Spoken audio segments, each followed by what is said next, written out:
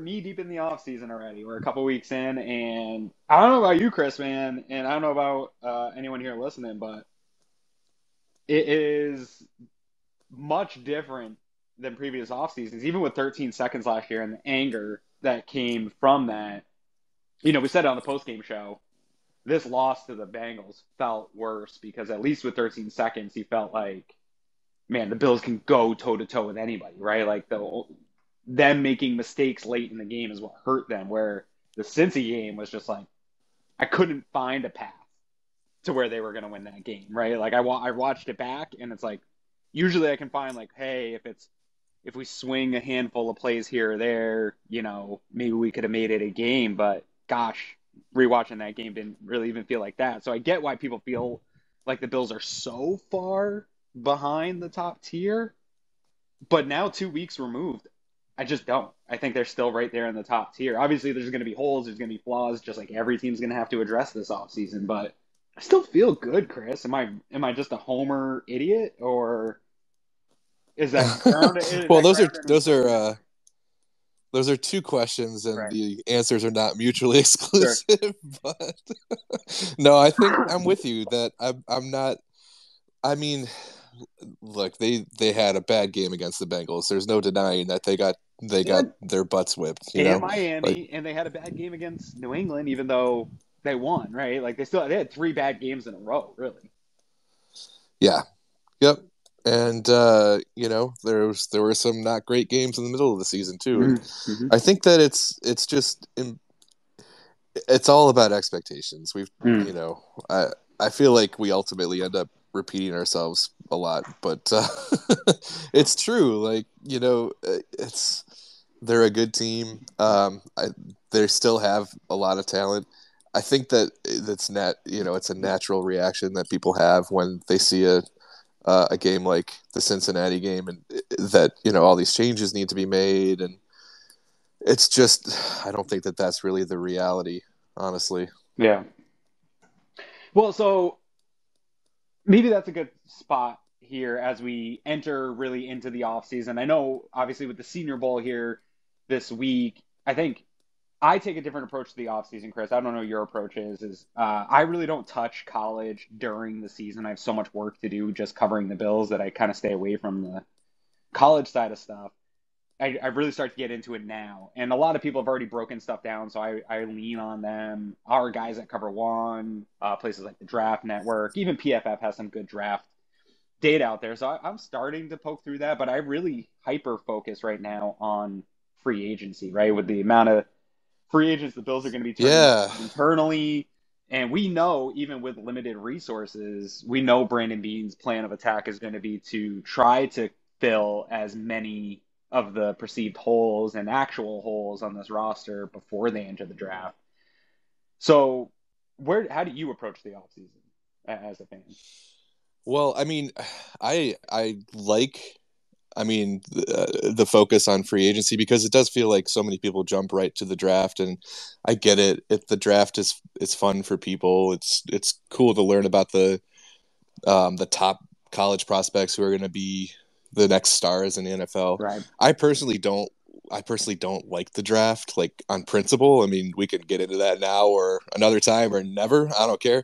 But yeah, I mean, I have been starting to look at some free agent stuff. I've actually kind of fallen in love with one of the offensive guards that's available in this cycle already. So yeah, we're kind of on the same page there.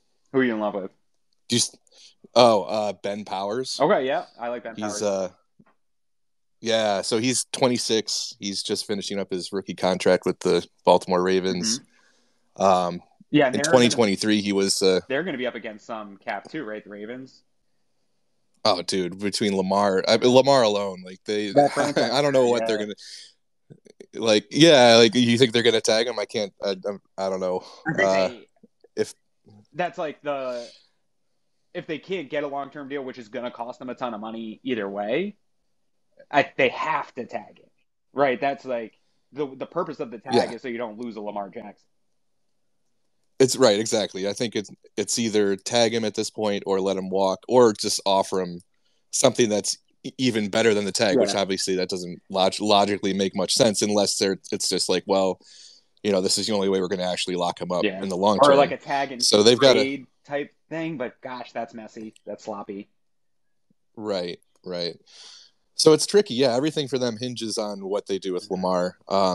If they end up, paying for Lamar, then like Ben Powers could easily be a cap casualty. Yeah. And he's like in the, as a run blocker last year, he was the number 2 in the league in run block win rate. Mm-hmm. He was number 10 in the league. He was number 10 in the league in pass block win rate in 2023.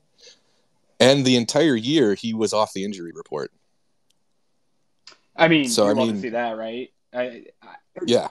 That's the thing is like, the addition of Roger Saffold last year, I think we probably connected it to Cromer, and probably gave it a little bit more weight than we should have. And then we probably went a little too heavy into a guy that was more of a run blocker than a pass blocker. And after watching this team and trying to digest this season, and I'm going to go back and watch more games from this season and try to approach it with the not fan eye that I watched during games.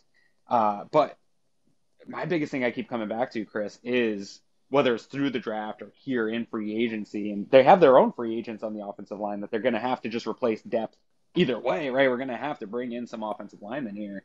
But you've seen me talk about it on Twitter and in Slack channel, dude, my number 1, 2, 3 priorities this year are protecting Josh Allen. It's like literally all I can get my mind off. Like that's all I think about. Yeah, it does seem like it's tough to make an argument. And yes, there are other needs. If they end up having to, if they have to replace Tremaine, that's a pretty big thing. If they have to replace Poyer, that's a pretty big thing. Mm-hmm. They could use some more wide receiver talent in that room. Like obviously there are other holes, but I agree with you that better pass blocking, better protection for Josh is the number 1 priority. Yeah. It just seems like that's really what's holding back this team more than anything else. And it also feels like, to me, the one area that this team has not done a good job of filling is really both sides, the trenches, right? And that's, to me, the biggest spot when come playoff football, games are won and lost in the trenches. Like I think that's the Eagles have great skill players, but they're winning at the line of scrimmage on both sides of the ball. And that's why they're playing dominant football, right? And so the Bills have done a pretty poor job of they've done a really good job of getting skill players or swinging for the fences for some of these guys. Obviously, getting Josh Allen was a hit. They've done a good job drafting on defense for the most part, not on the line. But so that's why I'm kind of like in this mode of how do we get the most opportunities to hit along the offensive line. And I think that's bringing in guys in multiple ways through the draft, through free agency, because you got to get it right here at some point. And I think, I did a mock draft today, Chris. I'm sure you saw. I didn't get any wide receivers. I wanted to. Like, there's a bunch of wide receivers in this draft that I do like. I was looking for them. The values just didn't match up where I was at, right, in these drafts. Yeah. There was other values. So it just didn't work out in this draft. But people are going to let me hear about it here probably for the next 48 hours in my mentions, where I'm under the mindset of there's 2 positions that, in my opinion, in football are the most easily replaceable with either drafting or however you want to go get them. There's skill out there that you can find that is productive NFL skill. It's running back and wide receiver, right? Like, so if you need wide receivers, I think that you can find it in multiple ways and get production. Like there's an influx of 15 new wide receivers that are ready to give NFL production almost every year. Yeah, it's true. I mean, it's possible. Like if you could make the argument that like the real top end guys are difficult to like replace or to get. But I mean, when you're a team that's drafting towards the end of the first round anyway, like you're not going to have a shot at someone like Jameson Williams or Chris Olave, like from last year's draft, like Drake London, like these guys. They're But then, I mean, if you look at last year's draft as an example, I mean, George Pickens went in the second round. Yep. That dude is ridiculous. Like that was a rare one. I mean, he probably should have been a first round pick. The injury pushed him down, right? Exactly. Yeah. But there are things, players like that where if you have the capital to take the risk, Right. it could pay off in a big way. Yeah. But I mean, I think you're right in the sense that like the wide receiver seems to be a more easily replaceable position. And when you're talking about, I mean, the Bills' strategy to offensive line, it really it hasn't been working, at least not consistently.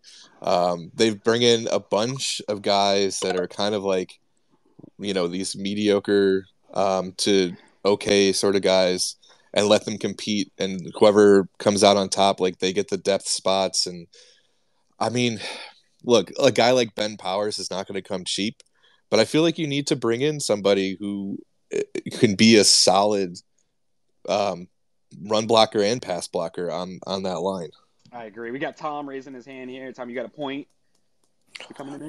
I really don't have a point. I just want to get your guys' like honest opinions about the draft coming up. Like, I know you guys, you may have touched on this before I entered the room, but okay, a couple things I really feel that I see a lot of people saying, and obviously everybody's not a draft analyst, but I really do not see the Bills taking a running back in the first round. I just would like to throw that out there. They will not take, like, a lot of people are getting excited about this tech. I do believe he's the running back from Texas. I can't remember his first name. I think it's Bijan. Bijan, yeah. Yeah, Bijan. Yeah, I just, that dude's sick. I don't He think is, we'll man. take a running back in the first round. No. I really think you guys are hitting it right on, hitting the nail right on the head. We got to go offensive line. But I want to throw you guys a curveball. What if Jalen Hyatt happens to fall to the 27th position? Do you think that's a possibility? Oh, I mean, anything's a possibility. I do agree with you that running back is probably not going to be something that they go high for in this draft. But I think everything else is on the table. I think they're all set at the running back position. I think they know that it's going to be Cook, Hines, and whatever else they patch together. Maybe it's even bringing Devin Singletary back, because I don't think he's going to garner very much in free agency when you look at the list of free agent running backs. So again, I think those positions easily replaceable. But yeah, I mean, this is kind of where I'm not a big draft guy. Though Cover One, we've got a ton of guys that spend all college football season looking through this stuff, putting in their grades. My specialty, Chris, you know this, is like those discount free agent signings, right? Like how do you Right. fill depth on an NFL roster is where I tend to focus my time right now. So I'm not fully researched in the draft to this point where I'm comfortable with like who's likely to be there at 27 right now, right? Like I'm still running through mocks, and a lot of these boards are way off right now from where things are going to actually Yeah, go, right? exactly. What are your Well, thoughts? it's kind of funny. I mean, like, there are guys. I mean, there are guys obviously who do draft year round, whether it's within Cover One or without. Um, I don't like Jalen Hyatt. I don't know enough about the receiver class yet to say like which ones I would take if they fell necessarily. That's somebody that I'll take a look at. He's a wide receiver from Tennessee. Um, the running back in the first round conversation seems to pop up every single year. It's always very very contentious, right? Like some people love the idea and some people absolutely hate it. It's just one of those things, Yeah. man. I think that running backs, I think there's always like one standout guy or one or two standout running backs that people kind of fall in love with. And This last draft, I thought was actually not the worst draft for the people that are okay with taking running backs early, right? Like Brees Hall, and now I'm drawing a blank on Kenneth Walker. Like those guys were legitimate, like changed the way those teams were playing offense. Brees when he was healthy, Yeah, and and Walker Bijan Robinson is he's one of those guys too. for Like sure. you can put him in that group. But I think, yeah, sorry, go ahead. I think you're right, and I think that a team that maybe has a little less need than the Bills, I think that the Bills probably feel pretty comfortable, even though we didn't see Cook get the run we wanted to really at the end of the season. To me, he's shown enough where I feel pretty good that this Bills offense can operate with a Cook, Hines, and insert whoever else they get, whether it's late in the draft or somewhere else, into that role. Do you think a lot of error will be taken out of the room if the Bills do not draft a lineman in the first round? Out of the draft room? Like, Or I mean, just like the the whole collective mafia room. Yeah, like Aaron just did. Like that. Oh, here we go again. We're not taking anything to protect Josh. Right. Here we go again. We're just going to take, we're going to take another receiver. We're going to take another defensive lineman. Not saying that we don't need those positions. We need, in my opinion, we need offensive line, safety. I would not running back as much. Offensive line, defensive line, edge rusher, safety. I mean, you name it, we probably need it. Well, the thing is, I mean, you're going to have people who are very much on the Bijan train, right? Like, you're going to have people who really want a high-end receiver in the first round. You're going to want people like you who really want an offensive lineman. So no matter what, I think some people are going to be pissed off. The thing is, like, I think that it's tough to get too locked into a position because it all depends on who's available there and who's the best value. So, like, you go in with, okay, yeah, here are the 3 top needs, and you've probably got them ranked, right? But if the value isn't there, like if the top guy on your board at offensive line is this, mid second round value or later, or there's a couple of guys that you have the same value on that you think will still be there in the second round when you pick, but there's this high end receiver like Jalen Hyatt, for example. Not saying that I don't know enough about him to give my own personal evaluation on him, but if you like him and you want to take him at 27, over an offensive lineman who has a second or a third round grade because they went early, it's just that makes sense. That makes sense. Yeah, so just be careful not to get too locked in on the position, or the draft. Yeah, I think another thing is like we tend to focus on that first round pick, right? Because I think 2 years past, the Bills had, throughout that drought era, we had higher round first round picks anyway, where they would come in and make more of an immediate impact at a position of need. I think it's really right. You're still not totally in best player available because you do have some more glaring needs than others. But I do think it's I'm not going to be mad to answer your question if they don't go offensive line round 1 because the value doesn't match up and there's another position of need where the value is a little bit better, and then as long as they still walk away with some reinforcements along the offensive line, again, free agency plays into this. Like Chris was talking with maybe Powers. Exactly. Like, a lot of it depends on what gets addressed prior to the draft. Would be how I would react to that pick, but I just want to add talent on this team. I don't need it to be at a specific position at a specific round. I just want to get good values in the draft so that we can have rookie cost control at positions of need going forward. Aaron, another thing is, despite I missed the first part before you guys were talking about right when I turned you on. Did you guys were you guys throwing back and forth who the franchise tag might be thrown to or put on?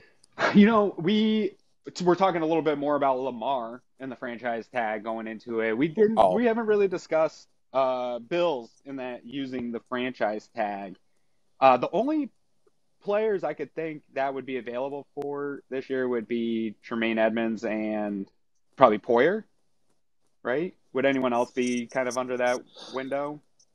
Well, that's who I was thinking of. I was wondering where would you place it if you had a choice? So Howard Simon at WGR put this out on Twitter yesterday, and my response to his question was, he was like, would you franchise either one of these guys? And my response is no to both. I wouldn't franchise either. For the reasons, unless Jordan Poyer, I don't know personally if he would be okay with being tagged, but typically players are not interested in being tagged. They want to get a contract. They want more stability and a little bit of future. And I do think Jordan Poyer's earned it. As much as I'd like to keep him here, the tag for safety is probably lower than he's worth too. The tag amount for a safety. Yeah, I don't know what his worth is gonna be in the market. I think it's tough to say, right? Yeah, a 32-year-old safety is tough to evaluate, especially with the injury history, right? So I don't know where. But he's a leader. It's tough to find, a leader like him who, I mean, the way he gutted it out this year. You were talking about it all year, Yeah, So I mean, I don't know. I think it would make more sense to tag Tremaine if you were going to use that vehicle. Well, the problem with that Tremaine one, like Greg mentioned, is linebacker. The way they it would be expensive. the way they start to classify linebackers is what is it in like the 20 million for 1 year to keep Tremaine on the tag. Where I think it would make more sense to aggressively pursue Tremaine with a long-term contract. Yes, 100%. That would be better. Yeah, that you get sort of like they did with Von Miller, where year one, the hit's not big, right? We're gonna give you a bunch of Terry Pegula's bucks to inflate what you get year one, and then those numbers will hit later as we have a little bit more relief, more money comes in the NFL. This contract will look better in the future. I think that's what you do with Tremaine versus trying to keep him on that tag. Yeah. I think in order to do that, you have to let him test the market, which is the tricky part. Because I think at this point, if that deal was going to happen before free agency opens, it would have happened by now. Well, there's no benefit I think at this point, Tremaine to sign before exactly. he gets the market anyway. Yeah, his team already tagging would be the only way to keep him from hitting the open market. Correct. Yeah. But I think his team and the Bills already spoke this summer. I'm not certain because I'm not certain of anything in life, but I'm pretty sure that Brandon Beane was trying to work some framework of a deal, and Tremaine's team sort of won this game of chicken where they were like, hey, we're going to wait and see how this plays out. And so the smart money would be to get into free agency. I don't think the Bills want to absorb a franchise tag on a linebacker this year, as much as they're up against the cap, as knowing they need offensive linemen, wide receivers, possibly safe. Like there's some bigger needs where you would really cripple what they were able to do to field a team in the Super Bowl window, in my opinion, by giving a big one-time 1-year deal to Tremaine. Yeah, I mean, I think there is a bit of a stigma around the franchise tag among players. I mean, you saw when I think it was Kyle Brandt asked Josh about it last year at one point before he was doing the weekly Brandt's Basement thing. Right. And he just kind of said, ew. Nobody wants to use it. Right. But, I mean, I don't know. Like, I think that the stigma is a little bit look, I mean, I get it. Like you want to hit the market and see what the market bears, right, for your services. Yeah. But one year on a franchise tag is a pretty lucrative year, like, and then ultimately you get a shot at free agency the next time because the franchise tag would be a good deal for Tremaine Edmunds, right? To get tagged, it's not a good deal for the Buffalo Bills, and that's why I don't think that Brandon Beane wants to do that. Tagging, now here's the problem is I do think tagging Jordan Poyer would probably be a good deal for the Bills, but I think that the optics be kind of a dick move. It's a dick move, and you can't do it. You really can't do it. And I think I would be frustrated with the Bills if they treated Jordan Poyer in that way, even as much as I want him back with this team. Yeah. He's been underpaid and undervalued his entire time in Buffalo. The amount that he's produced for this team and what he's put through, my fandom aside, this guy has earned his ability to go get paid, and I don't want the Bills to disrupt that. And I do think that it would impact the culture and a lot of the things they've built and a lot of players wanting to come to Buffalo and play. And I think we've seen, I don't believe anyone gives deals. Like everybody's going out to make the most money they can. I know Isaiah McKenzie said he came back for a deal. I don't believe anybody in the league was offering Isaiah McKenzie a lot more money than he made.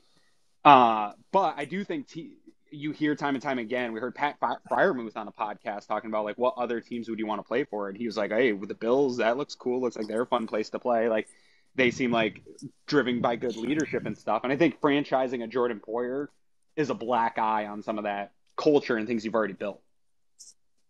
Yeah, I totally agree. That would not look good. Are you guys aware that Isaiah McKenzie and Gabe Davis both had career seasons, even with the drops?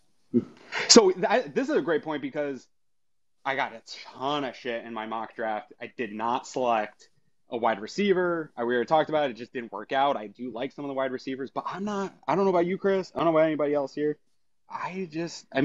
Going into 2024, I have some concerns about weapons at wide receiver, but going into 2023, I like our weapons. Like I'm not as down on Gabe Davis. I'd like more consistency. I think the Gabe Davis problem is a Ken Dorsey problem. I think the lack of And an production offensive line in problem. an offensive line problem for sure. And I think the lack of production from Dawson Knox is a Ken Dorsey problem. I think they have the weapons. I think that they are finding themselves as an offense. And my biggest flaw with the offense is still the lack of protection for Josh Allen. I want Josh Allen to run when Josh Allen wants to, not because he has to. And there was too much of that this year where it was we just relied on Josh to be incredible and get the ball to Stephon Diggs, and nobody else was able to be consistent and weren't utilized properly and put in places to use their skills, Knox and Gabe Davis. That all needs to change. So everybody's like, add more weapons, add more weapons. It's like, well, if you can't even use the weapons you've got, am I really going to rely on Ken Dorsey to use a first round wide receiver in the right way? Like, I want to see that happen. I don't even think Dorsey knew that Knox was on the team until week 9. Well, even you heard if you watch.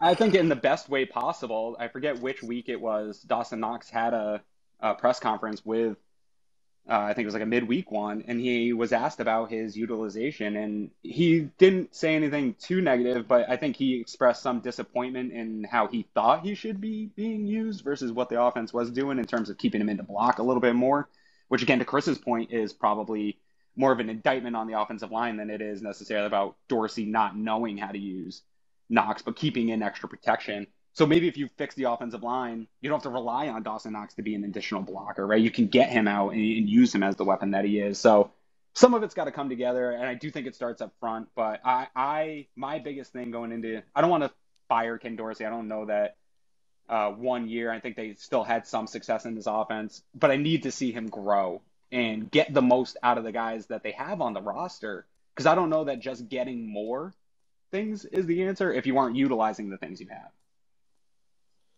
Yeah, my frustration there with Dorsey is the seeming unwillingness to break out the the quick pass game. You saw it when Josh was hurt, but it could have been utilized later in the season For more. sure. I think when Josh was getting pressured as much as he was, especially as you get Beasley back, right? That was the kind of the point of bringing back more of a shifty slot production role. Yeah, it was frustrating they didn't get the short passing game going. And I understand the explosive plays are fun in there, but we know Josh can do it, right? I think there's some people that think if he has time, if he doesn't have people running him down, he can get out, even if he, whether he's in the pocket or he's out of the pocket, he can make those throws 60 yards down the field, but he needs time for the receivers to get, in a position to make the catch.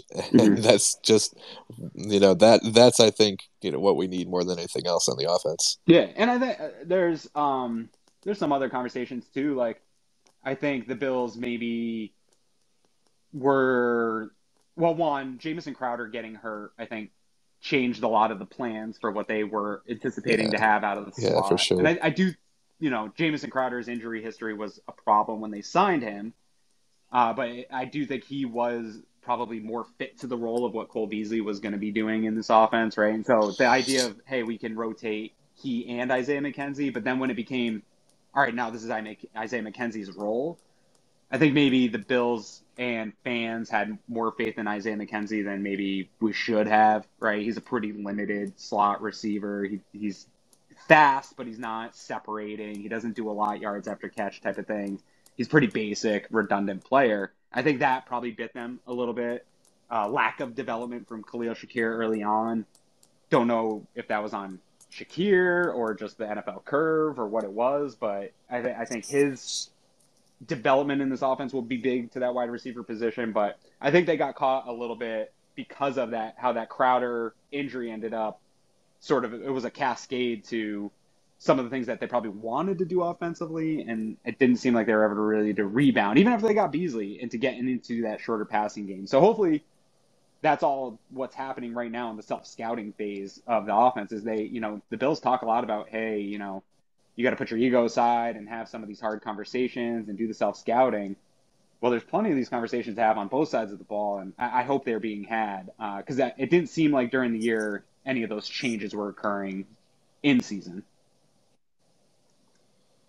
Yeah, unfortunately not. I mean, with the Shakir piece, when you're talking about like a 5th-round rookie, I think what we got out of Shakir this year was actually not so bad. Sure. And yeah, I think you saw flashes of his talent, and I think it's early. It's early for him in terms of development, but you're right. Like, I think some of the lack of playing time early on this season had to do with him, not quite being ready to be out there, as opposed to them not being creative enough to utilize him. Yeah, he was making mistakes right early on, but again, some of that is he's a 5th-round pick. Some of that, there's another kind of question here with some of the, everybody really wants to pile on Leslie Frazier here the last couple of weeks, and I think there's definitely criticisms that are warranted for both Frazier and McDermott. I don't think that either one of them's beyond criticism, and there's conversations that need to be had about how this philosophy and the defense is operating. But there's also some conversations we need to have about guys like Eric Washington. Chad Hall, we probably have to have some conversation about. I know there was an interview for him for offensive coordinator for the Ravens, and I saw a lot of people like, oh my God, we can't lose Chad Hall. And I don't know, I'm not saying like they'd be better off without him. I like him. He's had a good room in terms of keeping that room tight and the culture for that room.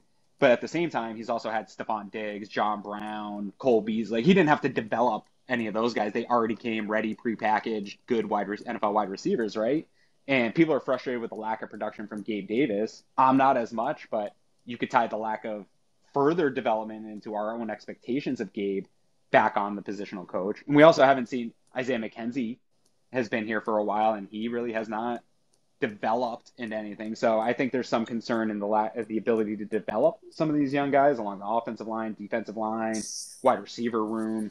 And so I think those are some conversations we also have to have about, you can add talent here, but there seems to be a stagnation of development. So either they're drafting poorly at spots, or they're developing poorly at spots, or maybe it's a mix of both at some spots.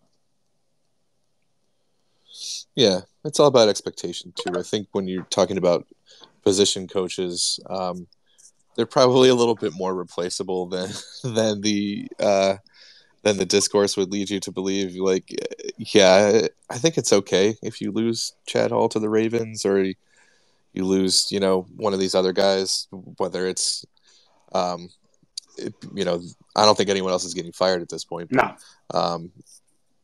I mean, I do think that there are other. It's not like there's just all of a sudden a vacuum there, right? Like, they're going to bring in someone else who is probably of comparable talent.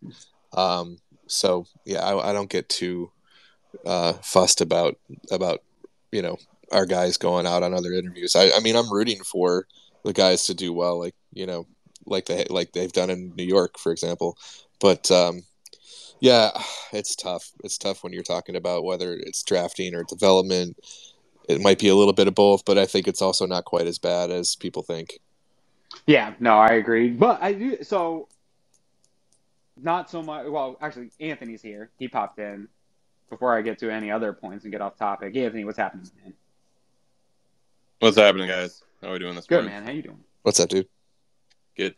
I just had some thoughts about free agency and the draft in general. I think I expect to see a bump in Dorsey in year 2. I would think like you said earlier, there's got to be some self-scouting here, and you have to see improvement there. And I would put on the table, in my opinion, if you don't see improvement in the first half of the year, man, I don't know how you can continue for the whole year. I mean, I guess you're having a different discussion if we're have a losing record through 8 weeks because of the offense. But so maybe that's not realistic. But I guess my thoughts with filling holes is I don't know that I've seen enough from the Bills from the perspective of being able to draft and develop linemen on both sides of the ball. I think Grew is gonna take a step in year 3, but they've been just terrible on the offensive line. I hope that Brown was the 1-year thing. He didn't have an offseason because of the back. He was fighting a couple injuries throughout the year. But I would almost like to see the Bills, like you guys talked about Powers. I'd like them to go spend some money on the offensive line. I get that, yeah, we could maybe draft some people, some guys, and get some cheap rookie contracts, but I don't know that I have confidence in it. If I'm Josh Allen looking at that, I'm like, you're gonna go out and draft 3 guys for the offensive line in the first 5 rounds, and we're gonna hope that one of them hits. I'm like, that's not good enough for me. I want, I'd like to see Ben Powers or that guy. I'm drawing a blank on his name, but the guard, I think he played left guard for the Eagles. Yeah, I know who you're talking about. I can't think of his name either. I think those guys would be expensive, but I don't know. I'm kind of in the ballpark. I'd like to see Poyer and Edmunds back, but priority number 1 for this team has to be Josh Allen. Like, if you have to go out and pay money to get 2 upgraded offensive linemen in free agency, and you have to say, yeah, we just don't have the money to give Poyer and Edmunds a long-term deal. To me, I'm like, score 40. At the end of the day, score 40 and then draft who you need to draft based on need at that point. But I think I'd rather see them fill those offensive lineman holes through free agency. Yeah, I agree. I've always been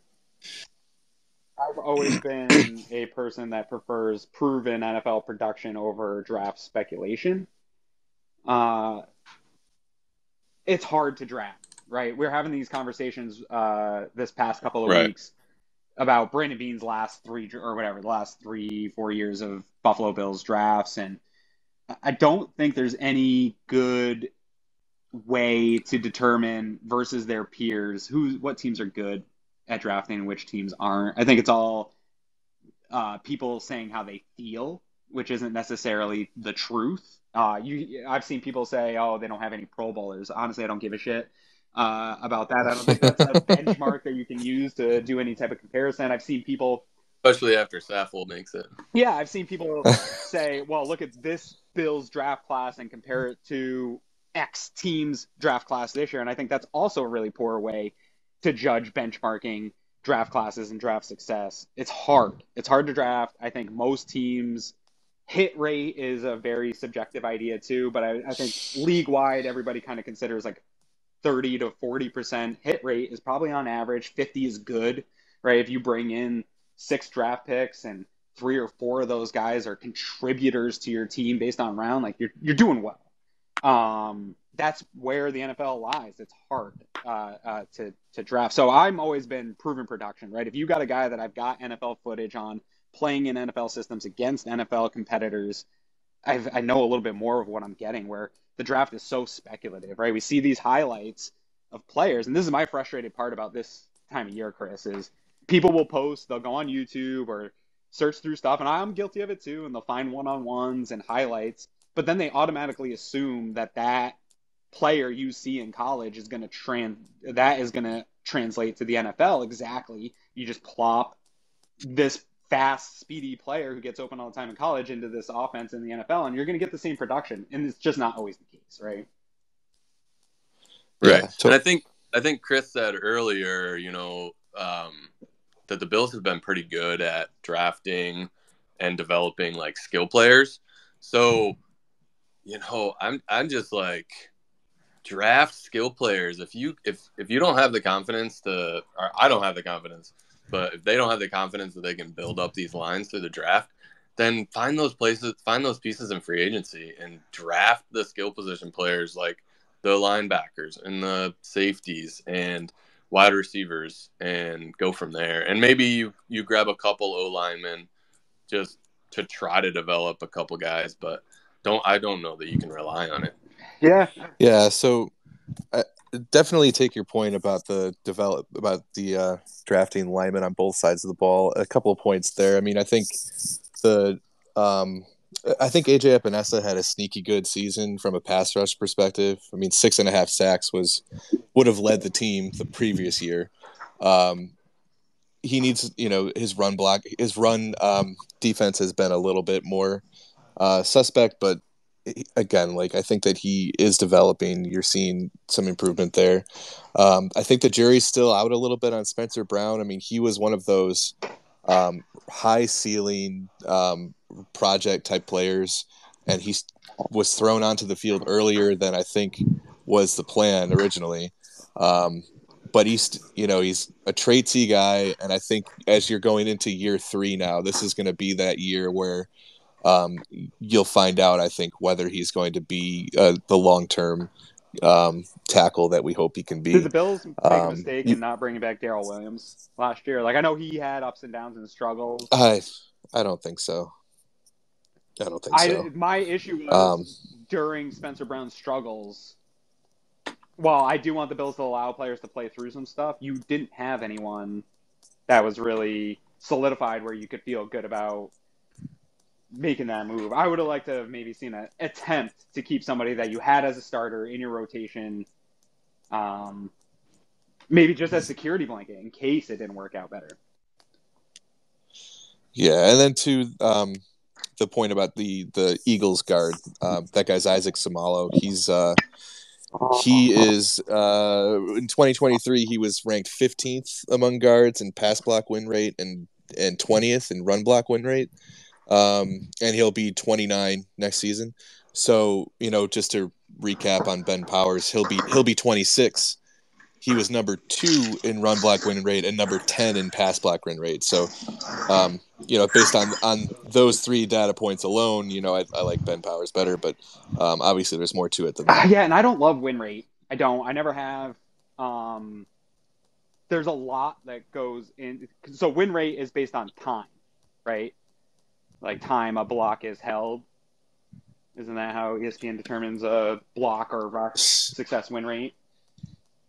Yeah, I'm not sure exactly what a number of seconds are, but it's tough to evaluate, to have metrics for linemen, right? Totally, yeah. For linemen. And a team, well, especially with if you're doing it based on time, because a team that is maybe play action heavy is probably going to have a higher pass win rate, right? Because those plays take a little bit longer to develop, and the way defensive linemen play against that is going to be different. And I think one place where it's inflated is the Bills have had a good pass blocking. They've had a good blocking win rate. I think it's inflated by how teams defend against Josh Allen. You don't see a lot of teams. Some teams are going to come at Josh and pin their ears back and try to get pressure on him, but a lot of teams respect his ability to run, so they rush in contained lanes and they don't get upfield, which is going to allow your offensive lineman probably a little bit more time than they otherwise would. And so the win rate will maybe look inflated to what is actually you're seeing for performance, because year in and year out, the Bills' offensive line the last couple of years has been 8, top 5, I think, this year in win rate. But I watch that team and you can't tell me that they're top 5.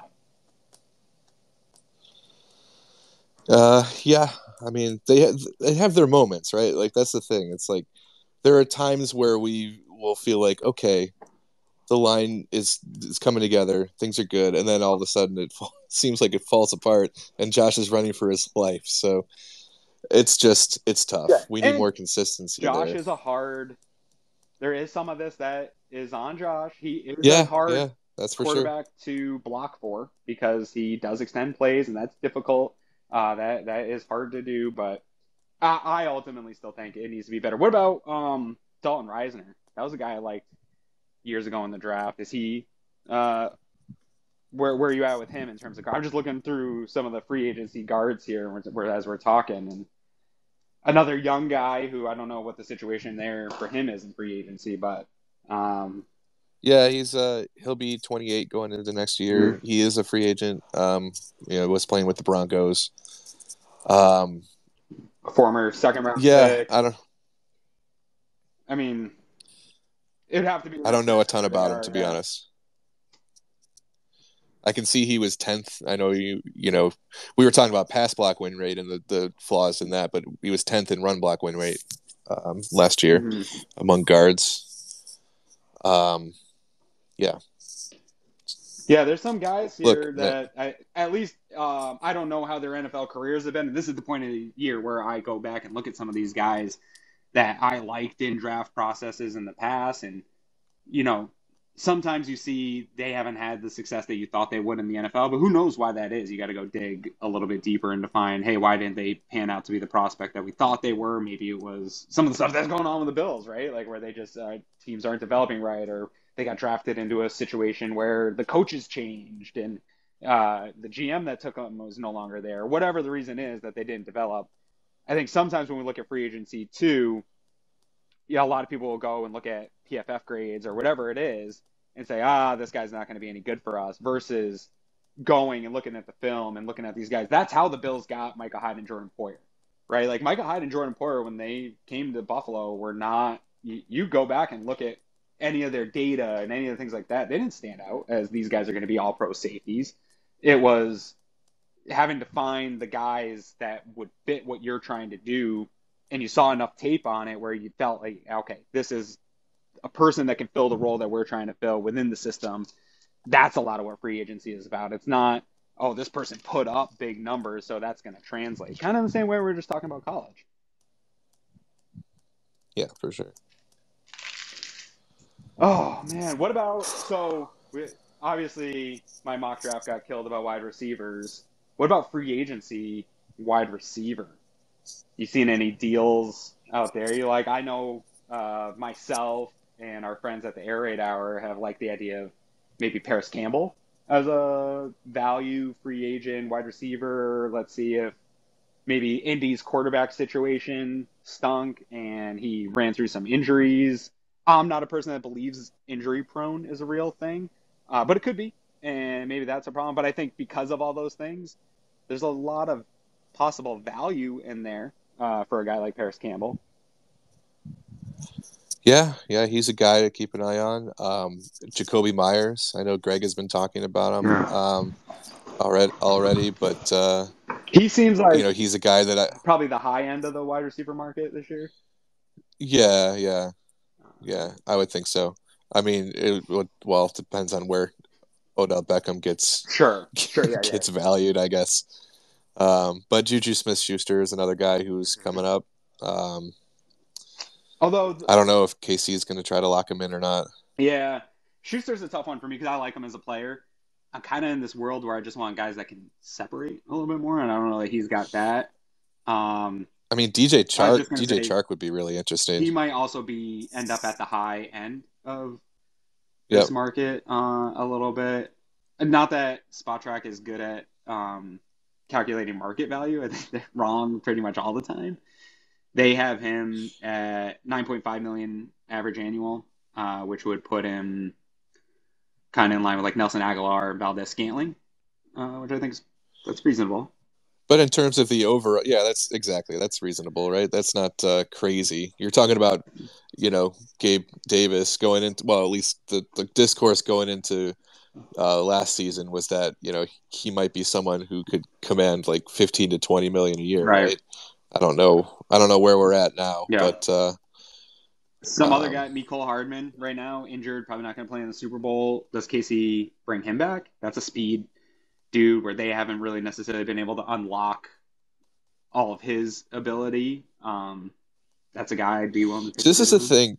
This is goes back to our conversation of whether to prioritize offensive line or receiver. I mean, just look at Kansas City and what they did, right? They rebuilt their offensive line and their receivers it doesn't almost even matter who they've got there. I mean, they lost their number one receiver and they're going to the Super Bowl. Mm-hmm. Yeah. And I think they lost Byron Pringle, who was a guy that we were all looking at in free agency, who also I think is a value free agent because I think his market was hurt by Chicago was a freaking dumpster fire offensively this year. So it didn't do him any favors. But there was a lot of people were trying to say, hey, look at the 4 remaining teams and how much better they are at skill positions than the Buffalo Bills. And I don't buy it. I don't think Kansas City's – I mean, Travis Kelce is a Hall of Fame tight end. There's definitely a win there. But I think Stephon Diggs – right.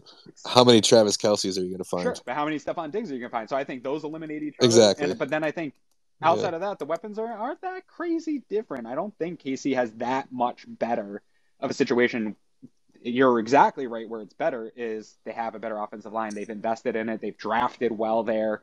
They're set up for the future. The offensive line is what killed them, 3 years ago on their Super Bowl run? They got killed by not having an offensive line. We saw it rear its head with Buffalo. I'm over it, man. I want Josh Allen is the single most valuable asset in all of Western New York, and nobody can change my mind on that. And I just need to see him get more protection. My mind is going to like real estate now. Like I can There's no real just estate to as like nice as play devil's advocate. yeah. I mean, there's nothing as valuable as Josh Allen in Western New York. He is the goose that laid the golden egg. He is the one that can bring this franchise to where they want it to be. But because of his style, it's going to be tough on him long term. But I'm okay with Josh playing to his style. What I'm not okay with is putting him behind a below average rotational offensive line where you're adding in the extra stuff that doesn't need to be there in terms of hits, running, things like that. Yeah. But this wide receiver class in free agency, I think, is better a little bit than it's getting. You throw Jamison Crowder in there, I guess, right? Yeah, like, I think Jamison Crowder liked him coming last back year. is a definite possibility. He talked about it in the end of your press conference. I think you're going to get a huge value on bringing him back, right? He was a $2 million contract last year. I think you're talking about like vet minimum deal to bring it back a Jamison Crowder probably. We didn't even really see what he could do in this offense, unfortunately. No. And that's a concern. That was a concern with bringing him in, right? Was the injury history. Yeah. I think Richie James could be your. I know a lot of people like to have that Isaiah McKenzie type guy. I think there's some guys like that out here in free agency. I'm trying to look here through the list. I know there's some restricted free agent. What do you think of Juwan Johnson? What do you think of him? I'm not. I don't follow the Saints enough, but his production from like year 1 to year 3 has went up considerably. He's been a touchdown machine, kind of. Yeah, I mean, I'm open to any of it. Any of these guys that have proven NFL production. I think he'd be cheap too. I'm also looking at. I know it's hard to get deals on restricted free agents, right? Because it's easy for teams to just put an amount on them, but it happens. Teams take other teams' restricted free agents and put it out there. I like Greg Dortch. I do think it would be hilarious if we brought in N'Keal Harry and like unlocked him. Like the Patriots were never able to do. Yeah. Like, I don't know. Doesn't sound very likely at all, but it just would be funny. No. What about a Scotty Miller in the Beasley role? Put him in with a year with Beasley. Get him learning how to run those routes a little bit better. He had flashes with Brady. Was never able to yeah, I thought he was going to do a lot more. You know, he had some early flashes, and I feel like he kind of petered out. Godwin kind of I'd go the slot, right, in Tampa, so it's hard to take those reps. And Miller's not going to be a guy that you can. It's not like a Khalil Shakir where he's got that versatility to be slot and outside, right? He's either slot or nothing. He can go deep though. I've seen him. I've seen him catch some deep balls. Yeah, for sure. But I think you primarily line him up from the slot. Here, Bill's Reddit. Get there. Man. He's restricted, and I know you've been talking about him, but Greg Dortch. Well, that's what I was saying. Like, I do think everyone automatically sees restricted free agent as like off limits, but it happens. It does happen. We've seen teams put in offers on Bill's restricted agents, and sometimes it works out, sometimes it doesn't. I think it would be worth a look. I don't know what type of offer you could put in on him, but I love that type of explosion speed. To your point about a N'Keal Harry type, I know you're joking about that, but I think a lot of people, I see a lot of rumblings for this gigantic DeAndre Hopkins trade. I'm not there, and I don't think, and people are like, this is the kind of guy we need because he catches, but I want separation. It would take a lot to get him. It would take a lot, and I don't think it's worth it, honestly. I think you can draft a guy. Yeah, he's a 50-50 guy, and that's just not who Josh is. Josh is not, it doesn't play to Josh's strengths. I saw somebody say this is the kind of receiver that plays to Josh's strengths. You're just saying that because he can catch the ball, and you're frustrated that some of the Bills receivers struggled with drops. Gabe Davis. Yeah. You don't get a high catch rate guy, and necessarily that equals this is what Josh needs. I think Josh needs separation, speed, guys that can blow the top off defenses. That's where I'm at right now is how do we get Josh guys that are literally wide open, and I think that's through creating separation. I'm wondering if they're going to bring back Kumaro. He's a UFA in this cycle too. I think they would like to, even in the special teams role. And I think here's a conversation. Yeah, he's probably not going to be expensive. No, so. This is a somewhat hot take on a cold day. Is everyone loved Isaiah Hodgins, and they're like, oh man, look what he did in the Giants. I think if both Kumaro and Hodgins went to the Giants, Kumaro also would have won out the spot over Hodgins in New York also. So put that on YouTube Shorts and let people come at me.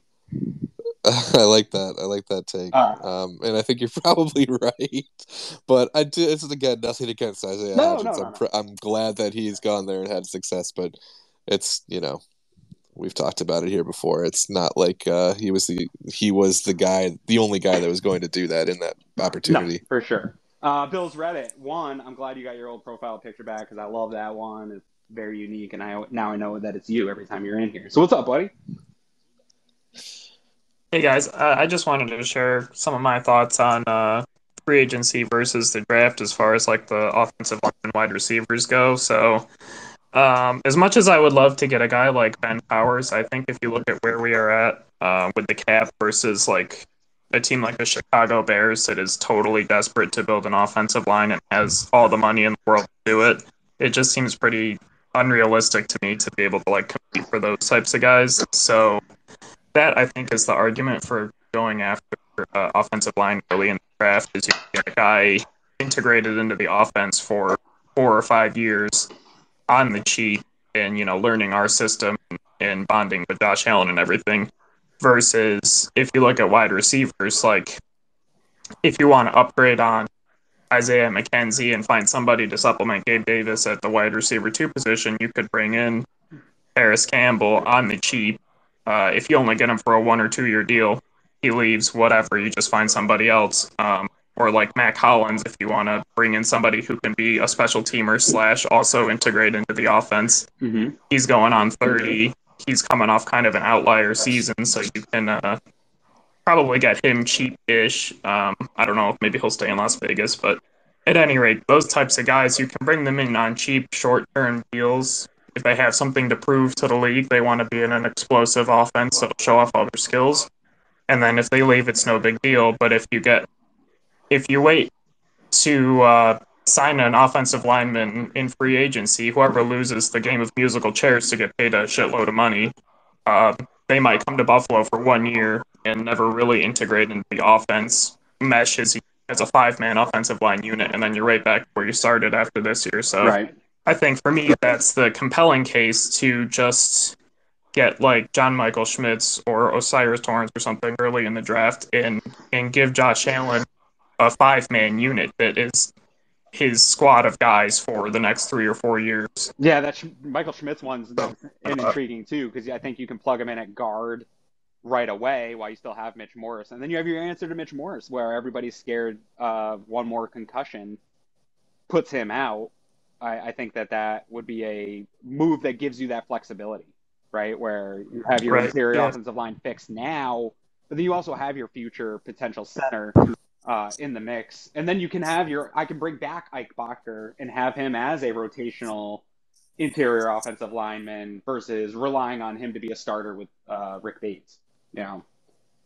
And for Aaron Kromer's offensive line scheme, like we saw back in 2015, 2016, it's really important to him to have interior offensive linemen that can move around. And I don't think Saffold did a particularly good job of that at all this year. So if you plug in like John Michael Schmitz at left guard, he showed at the Senior Bowl practices that guy can move and get horizontal and offer you some better run blocking on the outside. So yeah, you can definitely I think that unlocks a lot of stuff for Aaron Kromer for sure. And I think those are all great points. And to this wide receiver conversation too, a lot of the pushback I got was, okay, so sure, you can go into this year with a wide receiver core, but what about next year? And again, go look at Spot Track, see who the wide receivers are available on the free agency next year. And we know every single year in the draft, there's going to be 10 to 15 dudes that are going to be able to come in and have some sort of NFL production here. But I'm looking at the 2024 free agents.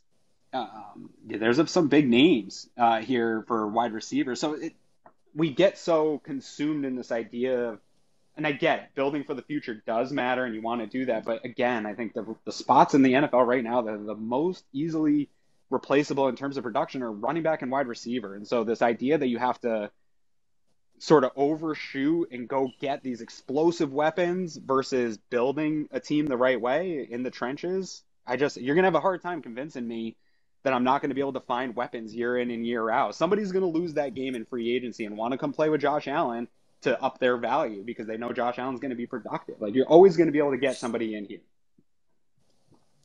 Yeah, it's one of the huge advantages of having a premier quarterback, right? It's like you're just on a more attractive franchise to free agent receivers and really, any position. For sure.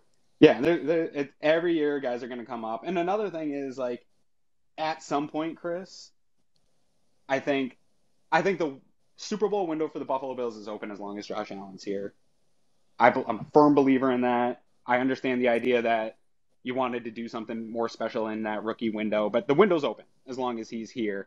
And at some point, I'm cool with mortgaging future. It's not this year, I don't think, but at some point I am cool with mortgaging the future to take a big swing and make a trade for another big playmaker or whatever it is at some point to go all in on getting that Super Bowl here at some point. Again, it's not this year for me, but at some point I think it's okay to get a little reckless in order to go all in to get that one Super Bowl, right? And then you deal with it later. Yeah, sure. And you've heard Brandon Beane talk about how, as long as he and Sean are here running this thing, they're going to build from the lines out. And I mean, they say that. I feel like we need to see it a little more on the offensive side of the ball.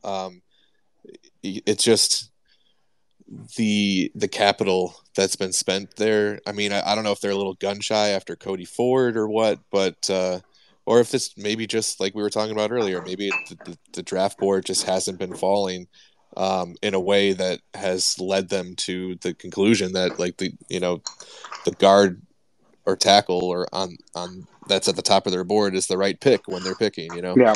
I don't know what it is, but I do I really hope to Bill's Reddit's point there that this is the year that we get another big investment in the O-line in the first 3 rounds. Yeah, I hope so. I'm a little concerned with how Brandon Beane was talking in the press conference about putting all the hits on Josh and his style of play and the way, not that the excuses that he was making for Spencer Brown are illegitimate. They're legitimate. Back surgery is real. He was a small school prospect that probably needed more time to develop, but you are in the Super Bowl window, right? So the clock's ticking. So to me, that Spencer Brown conversation felt a lot like the Cody Ford conversation that he was having, where he kept trying to defend Cody Ford as a draft pick. You need to get competition for this kid right now. Like, he is not. Well, that's Tommy Doyle, right? No. I mean, yeah, technically, but again, like, you're relying on a guy you don't know. You don't know if there's proven NFL production there. I want to see competition that is, hey, we know a guy. This guy has proven. I'm not saying you don't bring someone else in. Right. I'm saying, like, if you draft another tackle, are you getting something different from Tommy Doyle to compete with Spencer Brown? Right? Like, it depends. It depends on where they draft him, obviously. I was going to say, if it's round 1 or 2, you better be. Right? Yeah, like, of that course. person better come in and take that job right away. But again, I think I can live. This is the same conversation I had for years here. I can live with one weak link along the offensive line. The problem right now for the Bills is that it's probably 3, right? Like, I'm fine with Ryan Bates, Rick Bates, in terms of, I think if you got another better guard, you can maybe live with him. He's at maybe slightly above average, where I think Spencer Brown's below average. Roger Saffold was well below average this year, and I don't think many offensive lines can work with multiple below average players. I think you have to at least have a baseline of average to above average at most positions. And you could probably have one guy where it's the weak link and you can kind of counteract that. But I don't think you could have 2 to 3 subpar players along your offensive line. A lot of people said at that Bengals game, oh, well, the Bengals were playing with a backup offensive line. Chris, you've heard me say this. I think the Bills were also playing with mostly a backup offensive line. They just happened to be the starters this year. Yeah, it's why. So I like the idea of moving Rick Bates back over to the left side. It seemed like he played pretty well with Dawkins on that side. Mm-hmm. In 2021 when he started to get in the game. So then you've got, in theory, Spencer Brown or somebody beating Spencer Brown out for that job, whether it's a high value draft pick or free agent. But let's say it's Spencer Brown.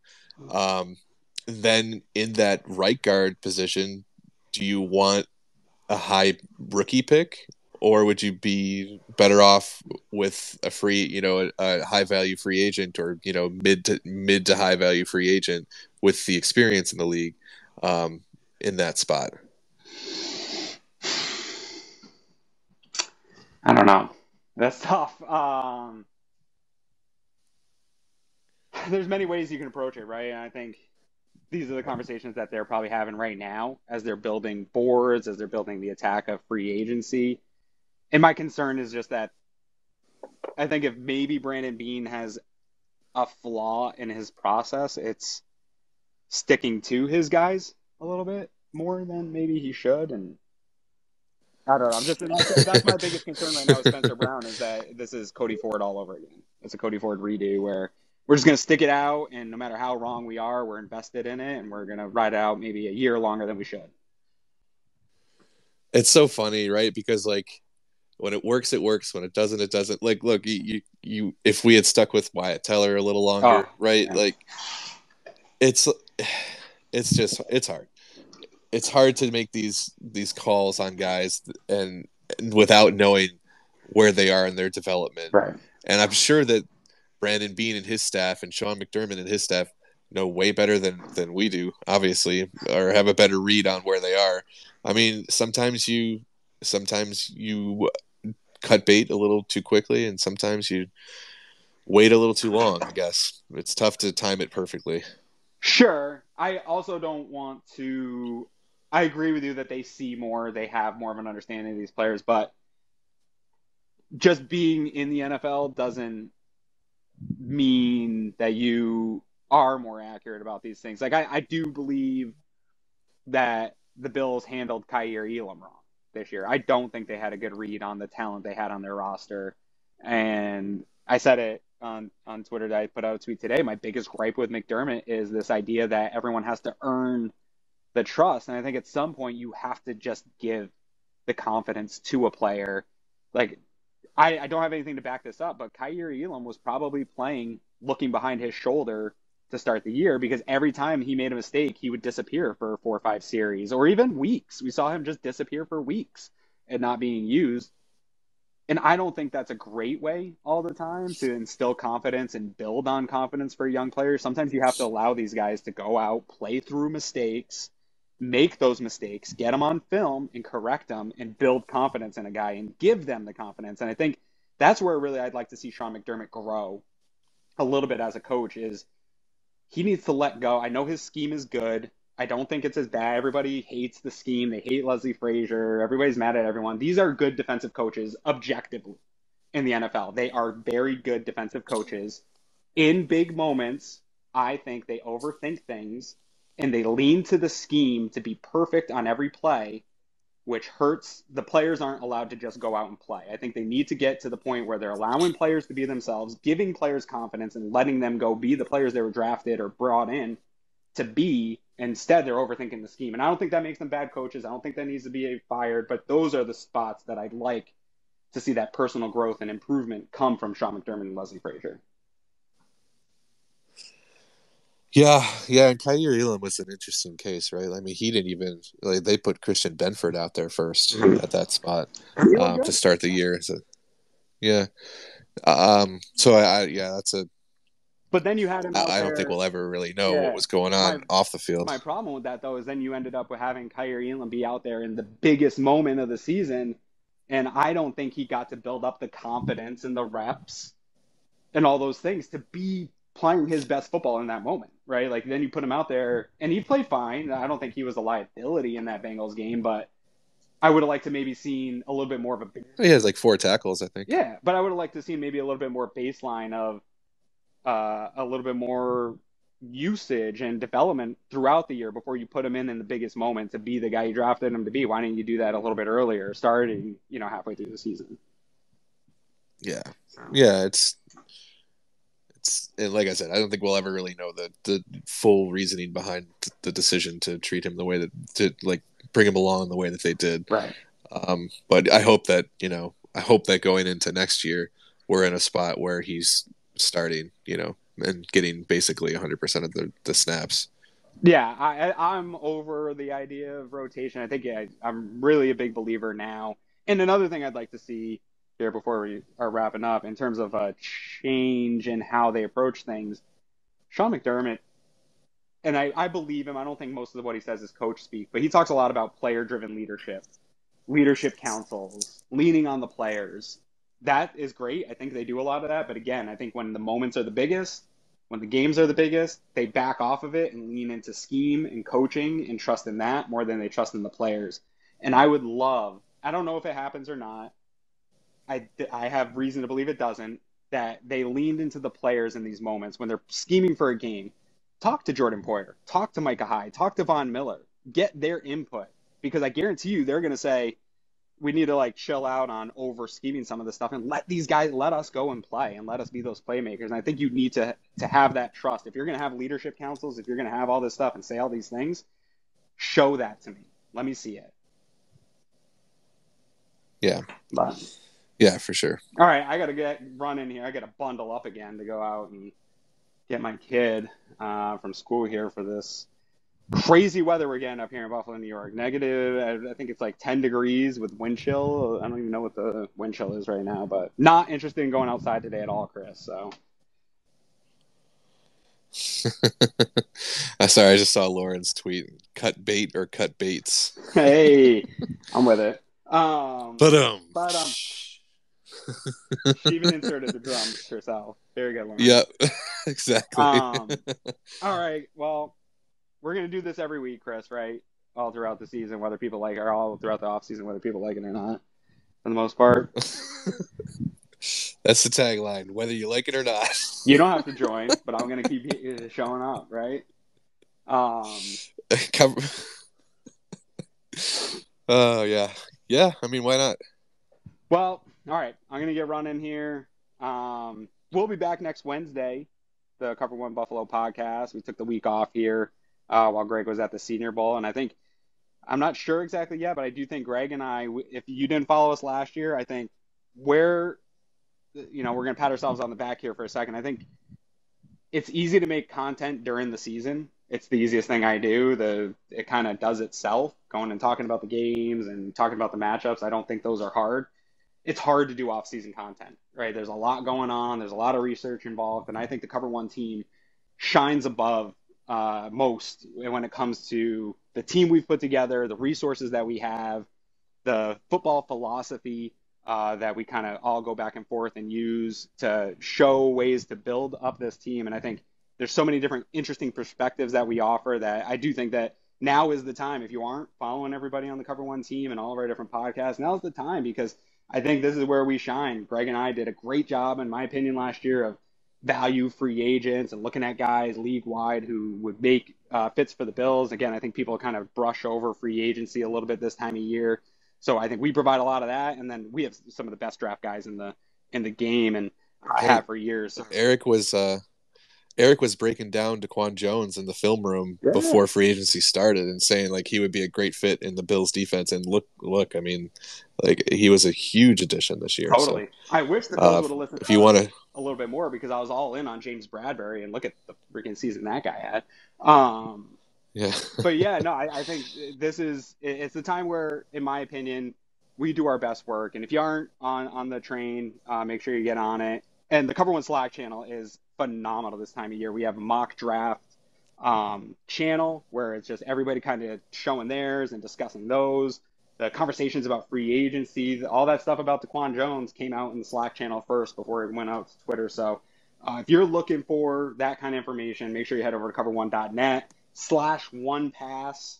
Get up in there, become a 1Pass member, help support our entire team, and it gives you the great information to get ready for the offseason here. So anything else here, Chris, before we split? I don't think so, man.